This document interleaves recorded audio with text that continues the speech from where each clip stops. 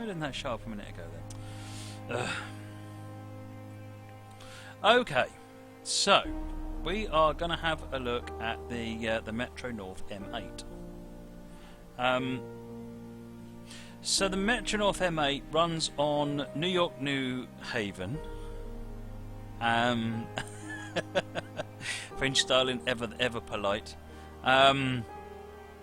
So the Metro North M8 is trained by Kawasaki. It's an electric multiple unit, and it runs on the New York New Haven route. So when this route was originally built, it basically, let me show you the route map just to give you an idea of where this train runs. This route originally came with the ACS-64, which ran out of New York Penn Station all the way up here to New Haven. Eventually, there you go, New Haven. This is a big route. But then there's this other section of track out of New York Grand Central Terminal, which is all the way up here, and that you couldn't use because there's no overhead power on this section of the track. Sorry, there's no overhead power. It's all third rail. Now, the M8 is a dual power loco, unit, train, whatever, and it can switch power. So there are a couple of things to look at on this loco, really. First of all, this particular scenario is just one I've made for testing purposes or for demo purposes. We're starting at New Rochelle, which is the junction, and then we're going to do three passenger stops. Now we might not bother with the second one, with the third one, sorry, but we'll carry on along here because it's just up in this general area here. So this is Pelham, and then this is Mount Vernon, and then just between the two is where the train changes from overhead to third rail. So there's a number of ways. We're going to do this scenario a couple of times because there's actually two ways you can do it, and I wanted to just sort of show you the two ways so you can see them. Now, as you can see, it's got quite an interesting cab layout. This central section here is your in-cab signalling system. Now, if you aren't aware of the signalling system on New York New Haven, then I would strongly recommend you go and have a look at the How to Drive tutorial for the ACS-64, because I'm not going to repeat the detail of it here. But suffice to say, it works in exactly the same way. This is the speed signal indication, so R restricted, medium, limited, and normal. Then you've got a signal speed and a track speed, and essentially you follow the lowest. Whichever is the lowest is the one that you follow. You've got your normal speedometer and so forth. The information over here is interesting, but it's not essential. The only bit that's really essential to make sure it's right is AC or DC. Now, in the New Rochelle, we are strictly overhead. So if you look, you can see that there is definitely no third rail here, but there are pantographs.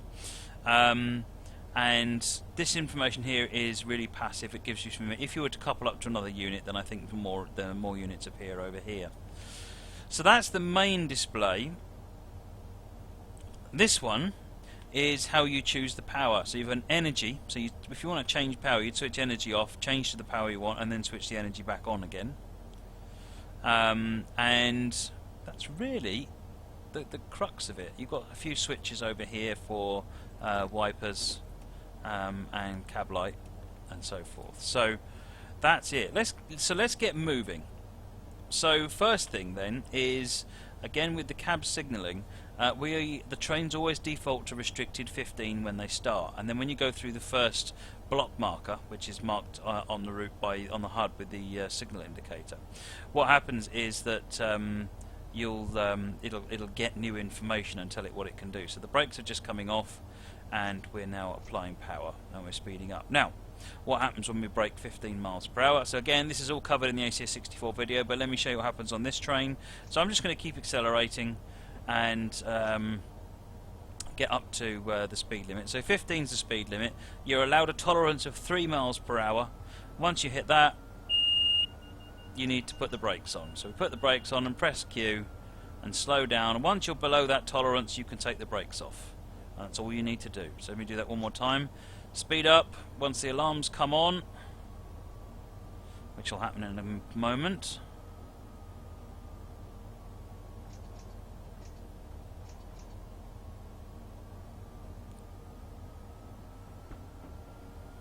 There you go. So at the alert, put the brakes on, press Q, that cancels the alert.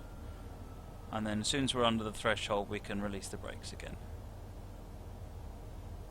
So anytime the alert comes on, it's because potentially you've gone through a reduction signal. So if you were in N, which is follow the track speed, and then an L came up, then we would get a beep, and you'd have to then slow down to follow the signal speed limit. I've done it again, I wasn't even watching that time. Yes, you'd have to slow down to meet the speed limit. Okay, now what's happened, you'll notice we went through it and we've got a normal indicator and we've got no signal speed and we have a track speed. So now we can speed up to 50. Now the way that the signalling system works with the M8 and indeed the ACS64 is that once you're, the only time the train will actually actively control your speed or limit your speed is when the signal speed indicator is being used.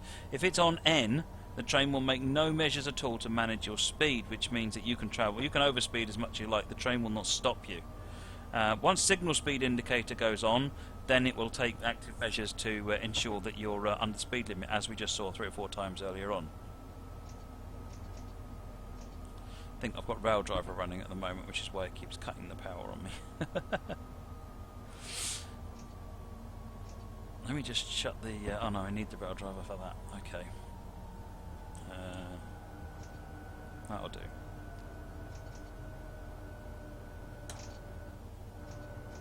It's better. Right, okay, so we're coming into Pelham.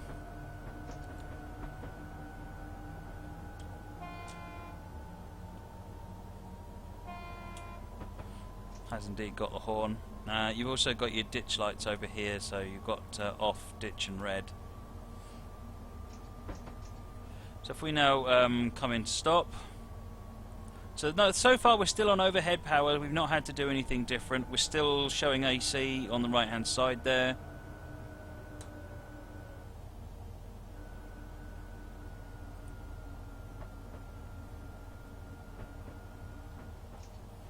And we come in.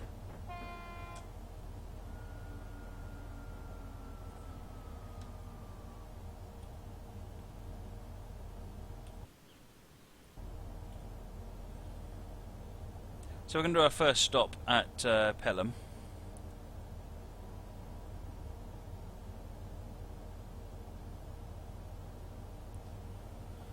And shortly after Pelham is where the power changeover happens. There's only one power changeover on the route.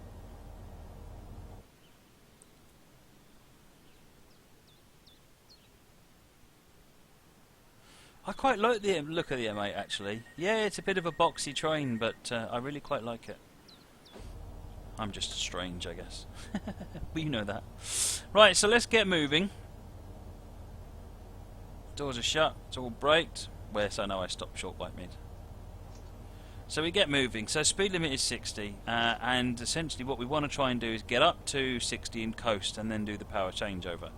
Obviously you don't want to do the power changer if you're still accelerating, so you'll need to back off your acceleration, do the power changeover, and then carry on again, if it comes to that. Right, so we carry on.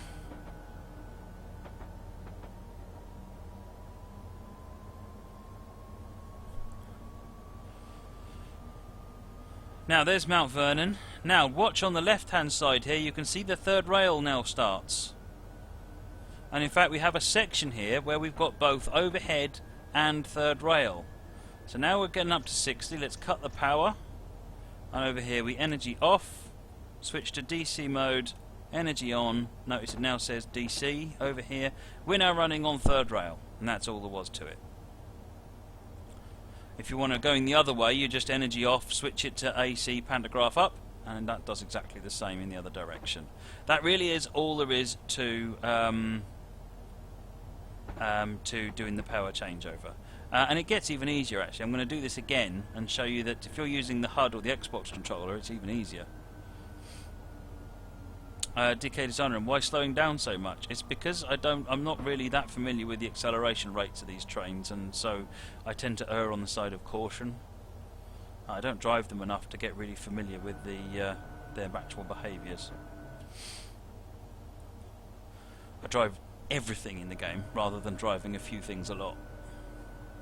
Okay, so this is Mount Vernon. I don't think we'll go on to the next station because it doesn't really show us anything interestingly different. No, I wonder whether or not... So Moggy says you'd think it would switch at the station, but look, the overheads have gone. Yeah, you need to have done the switch by the time you get to Mount Vernon. So that was the alerter because I'm not using the control. Okay, now let me start that again. And this time we'll do it just with the we'll do the power changer with the power changeover with the HUD.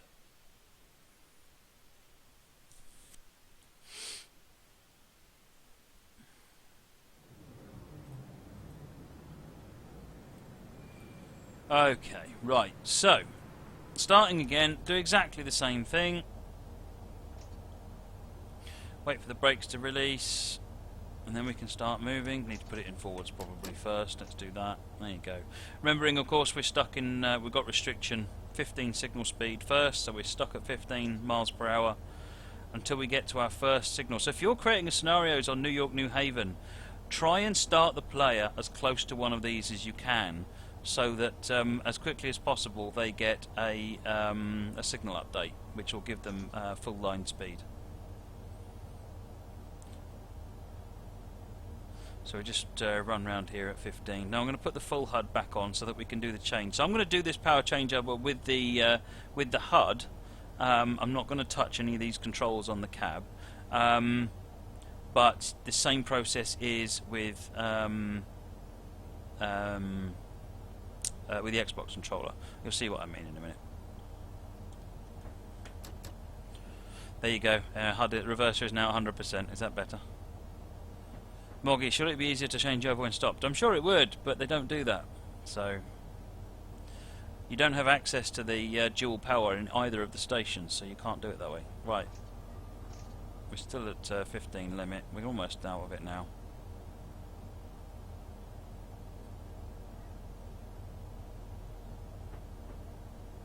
Good night, Gouger. Oh no, Gouger's not going. Average Joe's going. Good night, Average Joe. Right, so we should get it pop up in a moment. There you go. So we've just had the update, and now we can speed up. Thing to remember, of course, is with New York, New Haven, there are no visual signals. At least nothing that you can go by. Basically, there's these flashing signals. You'll see one of them on the interlocking section just coming up, and that's it. And they're basically saying, do what it says in your cab or stop. That's all they can basically tell you. So if it's flashing green, and then you do what it says in the cab. If it's red, 2 reds, then you stop. So we're coming up to Pelham. So you can see these signals here. So we've got flashing green, and then there's red stops over there.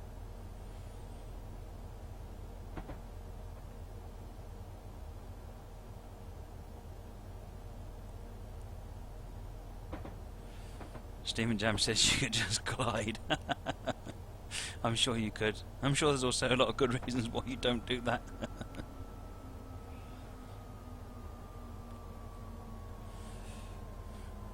Right, so we're coming into Pelham again. If you remember rightly, then the changeover happens between Pelham and Mount Vernon.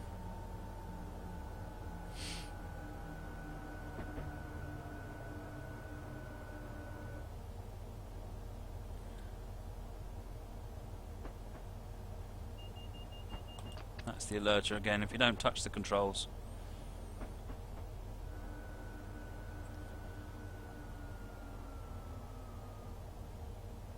Let's move up a little bit further.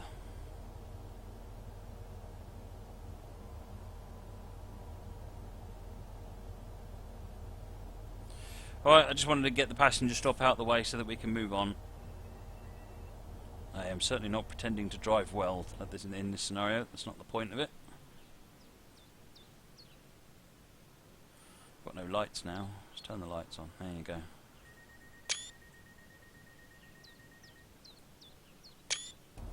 Right, so let's go. Once the brakes are off.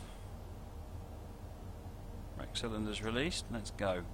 Right, so we're looking to get up to the 60, and then we'll do the power changeover. And if you're using the HUD, the power changeover is really, really, really simple.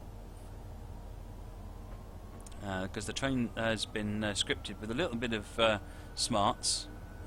that you just have to give it a clue and it'll get on with it.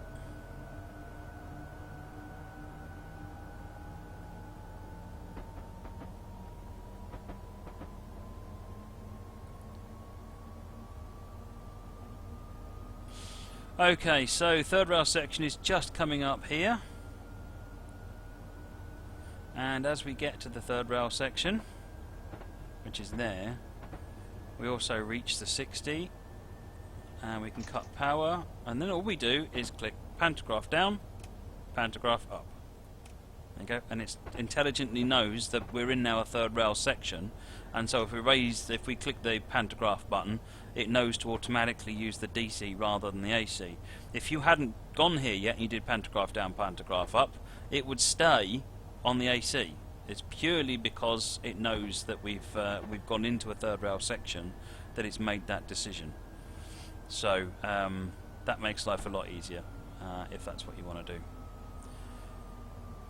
Okay, let's get stopped at Mount Vernon if we ever get there and I don't slow down ridiculously too much.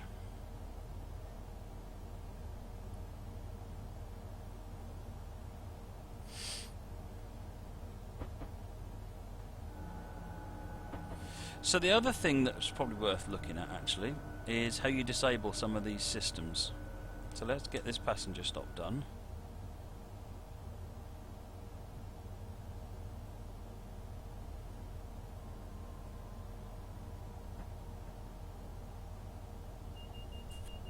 So like that alerter, for example, how do we switch that off? So let's get the door open.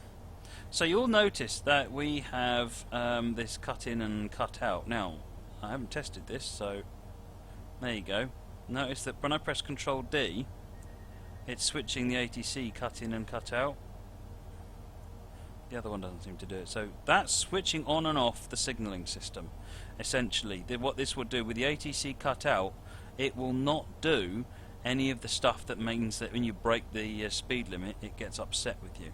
Well, we could prove that actually. So if we restart the scenario and go back to when it's 15 miles per hour.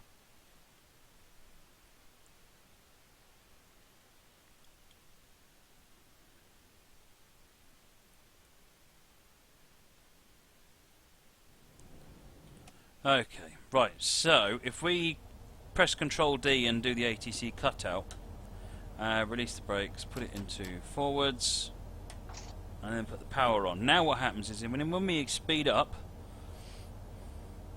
if I'm correct, and I wouldn't bank on that, but if I'm correct, it should not get upset with us anymore. No, see?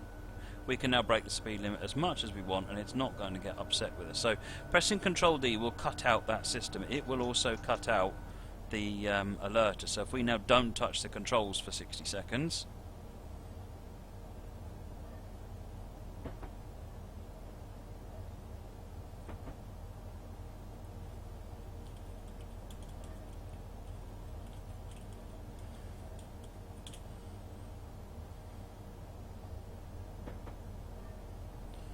give it a bit longer. That's not strictly the right use for ATC cut in, cut out and so forth, but it was a means to an end to allow you to disable the signalling system if you want. Nearly there. Just leave the controls alone, then the alerter may or may not fire on. By the time it gets to about 40 seconds, 1 minute 40 seconds, that means we'll be done, and it isn't going to do it.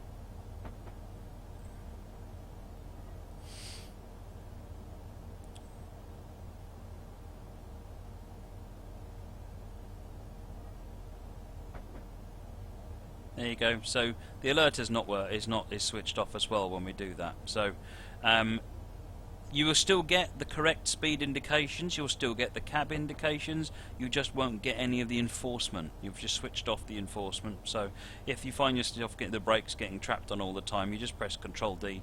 You can switch all of that nonsense off, and then you can drive to your heart's content. Be aware. That means that there is nothing then stopping you smashing into other trains and so forth. So I would strongly recommend you learn to drive with the ATC cut in, so that you don't have this problem. Right. I think that basically covers the functionality of this particular unit. You've got passenger view, of course.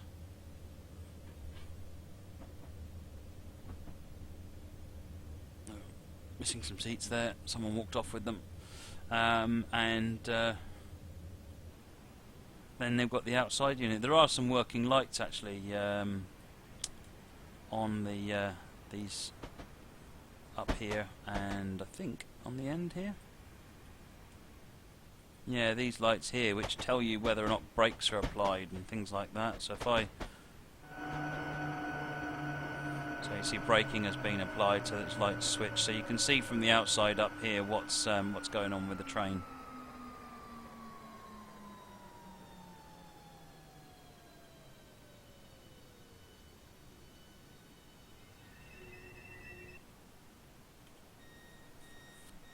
So the red lights have come on for the door indicators there.